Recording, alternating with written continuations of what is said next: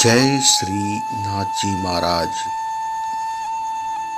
योगी सिद्धनाथ जी योगा आश्रम। जी हाँ, हम बात करें योगी सिद्धनाथ जी महाराज जी की तो बहुत ही कम उम्र के अंदर इन्होंने अपना साधु संत में ध्यान दिया और ज्ञान के प्रति अपना जीवन निछावर कर दिया।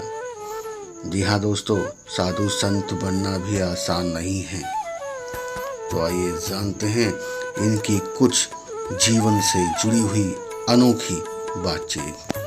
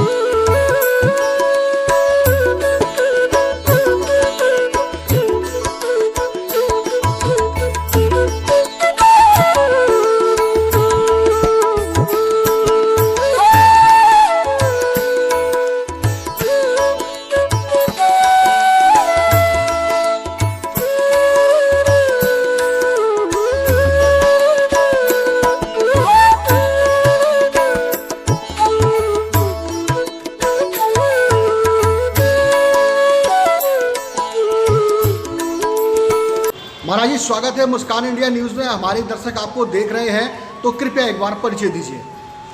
मैं योगी सिद्धनाथ,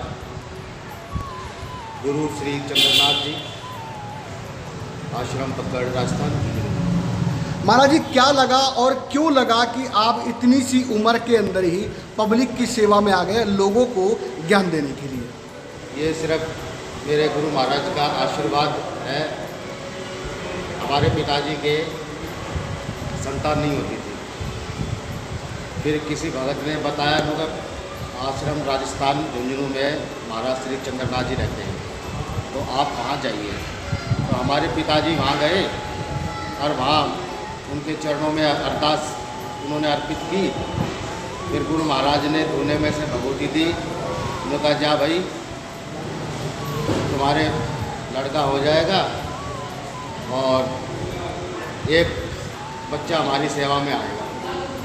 तो हम 3 हुए, एक बच्चा मैं हूँ गुरु महाराज के कर दिया। 2.5 साल की उम्र में मैंने गुरु महाराज के चरणों में मत्था टेक लिया। महाराज जी, क्या इस जो मैं बात करूंगा इस संसार पे आई हुई विपत्ति के कारण, अभी तक तो मैंने आपकी जीवनी पब्लिक को बता दी, मैं विपत्ति जो आई हुई है पूरे देश पे, पूरे वर्ल्ड पे, कोरोना वायरस जिसे कहेंगे, और आज जो है हर एक व्यक्ति त्राही है, चाहे वो गरीब हो चाहे वो अमीर हो। सबसे ज़्यादा मार गरीबों में पड़ी। क्या लगता है कि आपको ये कोई एक राजनीति स्तर पे बातचीत चली है या फिर कुदरत का प्रकोप है? ये तो कुदरत का ही प्रकोप है। राजनीति में देश में क्या हो सकता है? एक राज्य में हो, एक अपने देश में हो जाए, 2 में हो जाए तो पूरे विश्व में फैल चुकी है। इसका भी धीरे धीरे हो रहा है, अभी काफ़ी कम है इसका प्रकोप। गरीब आदमी कुछ ज़्यादा घबरा गया है इस बीमारी से। इस विषय में क्या कहना चाहेंगे उन व्यक्तियों को? गरीब तो हमेशा से गरीब रहता आया है, अमीर अमीर ही रहता आया है। गरीब मेहनत बेचारा करता है, फिर भी उसको समय पे भोजन या कुछ सुविधाएं नहीं मिल पाती। मैं अब इस बात को, टॉपिक को छोड़ते हुए मैं बात करना चाहूँगा कि जो इस टाइम पे श्राद्ध चल रहे हैं, जिन्हें हिंदू रीति रिवाज के अनुसार श्राद्ध बोलते हैं, कनाकत बोलते हैं, आज की नई पीढ़ी कंप्यूटर टेक्निकल सिस्टम में इतना घुस चुकी है कि उसको ये नहीं मालूम कि हमारे बुजुर्गों की या कनाकत या श्राद्ध की किस तरीके से पूजा पाठ की जाए। तो मैं जानना चाहूँगा उन नौजवान व्यक्तियों के लिए क्या संदेश है आपका? मैं तो यही कहूँगा, जो अपने पुराने जो रीति रिवाज है इनको मानना भी चाहिए और जैसे हमारे पूर्वज करते आए हैं वैसे करना चाहिए। महाराज जी, श्राद्ध किसे बोलते हैं और क्यों बोलते हैं, और उसमें किन देवी देवताओं को या कौन से देवी देवता पितर होते हैं उनको पूजना चाहिए, किस प्रकार से? ये पितर ही मानते थे पहले, जो पुराने गुरु लोग थे, जो किसी उसमें हो जाता है तो उस हिसाब से यानी कि जो हमारे जो पूर्वज थे जो ख़त्म हो चुके हैं उनको जो हम देवी पितर बोलते हैं, अगर मान लीजिए कोई अगर नई तरीके से शुरुआत करना चाहे, पूजा पाठ करना चाहे, तो किस तरीके से करें? पहले बात तो नई पीढ़ी इन चीज़ों को मान ही नहीं रही। जी जी। ना उनको कोई इंटरेस्ट है अपने पूजा पाठ के अंदर, उनका तो अपना सिर्फ अपने पढ़ाई में, बिजनेस में, इन्हीं का ही वो।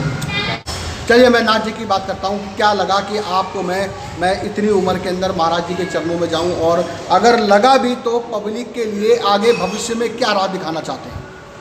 बस यही है, अपने सत्य मार्ग पे चलो, जो गुरु महाराज ने दिया है उसकी लाइन पे चलो और अपने कर्म करते रहो।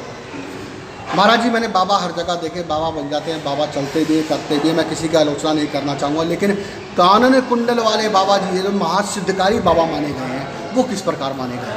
आप कानन कुंडल वाले बाबा जी हैं। कानन कुंडल तो ये हमारी परंपरा है गुरु गोरक्षनाथ जी की जी। और सिर्फ तो हर ही उसी में संप्रदाय में हुए हैं साधु।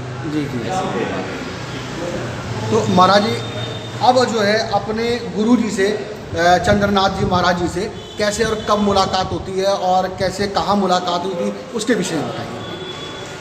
नहीं, मुलाकात तो हमारे जो पिताजी थे उन्होंने करवाई थी। अच्छा अच्छा। और गुरुजी ने मेरे को 2.5 साल से पालन पोषण किया, जी। स्कूल में पढ़ाया लिखाया, जी जी जी। अच्छा प्यार प्रेम से रखते थे। जी जी जी। और जब समय आया, जब हमें बाणा भी दे दिया, अच्छा कानन कुंडलीय चीरा भी चढ़ा दिया। अच्छा 2003 में चीरा चढ़ाया था। अच्छा अच्छा गुरुजी ने। अच्छा। फिर समय आया, फिर गुरु यहाँ पहले जो साधु रहते थे वो सर्व से भाग गए थे, उसके बाद मेरे को यहाँ पे मिलता। क्या महाराज जी आपने एक बात बताई कि मेरे पिताजी ने मंदिर के लिए मुझे जो है समर्पित कर दिया, क्या लगता है कि आपको यहाँ आके कुछ खुशी महसूस होती है? हाँ, खूब खुशी है, गुरु महाराज का फुल आशीर्वाद है मेरे। क्या भविष्य में किसी और के साथ भी ऐसा होना चाहिए आपको लगता है, या फिर एक ही आपका ही होकर रह गया ठीक है? नहीं, बस उन्होंने मेरे लिए ही कहा। जी। भविष्य में और किसी व्यक्ति की बात कर रहा हूँ। हाँ, किसी को अपना मन करे तो आइए, स्वागत है उसका। तो यहाँ पे आके मतलब कोई दुख नहीं है? नहीं, कोई परेशानी नहीं, एकदम खुशी है। यहाँ परमात्मा भी है, आत्मा भी है, और भक्ति भी है, और माता पिता भी है। हाँ, सब भगत लोग अब माता पिता ही हैं, ये आते सब हमारे माता पिता हैं। तो अंतिम और आखिरी सवाल मैं एक जो है पूरे हमारे प्रधानमंत्री जी की जो है अवहेलना कर रहे हैं कुछ लोग, मैं उसके विषय में बात करना चाहूँगा कि कोरोना महामारी जो इतनी खतरनाक बीमारी है, लोग बाग जो है लॉकडाउन का स्थिति का कोई पालन नहीं कर रहे हैं, मास्क नहीं लगा रहे हैं, पुलिस वाले इतना समझा रहे हैं, पुलिसकर्मी समझा रही है तो भी उसकी पालना नहीं कर रहे, उनके लिए क्या संदेश है आपका? प्रधानमंत्री जी ने तो बहुत अच्छा ही किया था देश के लिए, अच्छा ही करेंगे आगे भी। उनकी जो आज्ञा है वो पालन करना चाहिए। आपको लगता है कि ये पालन करने से शायद कोरोना वायरस बीमारी कम हो? हाँ, चला जाएगा। पहले भी शायद इसी का पालन करने, हमारे प्रधानमंत्री की बातों का पालन करने से काफ़ी सुधार आया हमारे देश के। बहुत काफ़ी सुधार। महाराज जी क्या भविष्य में आपने कभी आश्रम बनाने की सोची, वृद्धा आश्रम या अनाथ आश्रम कुछ बनाने की सोची? पहले सबसे पहले तो मेरी इच्छा है अनाथ आश्रम बनाने की, फिर उसके बाद में वृद्धाश्रम की और गौशाला की। अच्छा, तो आपने ये सोचा कहाँ पे, दिल्ली के अंदर या दिल्ली से बाहर? नहीं, दिल्ली में जब से मैं आया हूँ, जब से मेरा ये विचार है, और अच्छा। अभी चल रही है प्रक्रियाएँ। अच्छा अच्छा। तो पूरी तैयारी में लगे हुए वृद्धाश्रम की, गौशाला? वृद्धाश्रम, अनाथ आश्रम, गौशाला। बहुत बढ़िया, बहुत बढ़िया। अभी सभी देशवासियों को राम जन्मभूमि की हार्दिक शुभकामनाएं हम बताएं। बहुत बहुत धन्यवाद महाराज जी, फिर मुलाकात होगी। मुस्कान इंडिया न्यूज़ से जुड़े रहिए दर्शकों, हम महाराज जी से मुलाकात कराएंगे, ऐसी प्यारी प्यारी और धार्मिक बातों से जुड़ी हुई संस्था आपसे मिलाते रहेंगे। जब तक के लिए नमस्कार। संजय कुमार श्रीवास्तव, दिल्ली।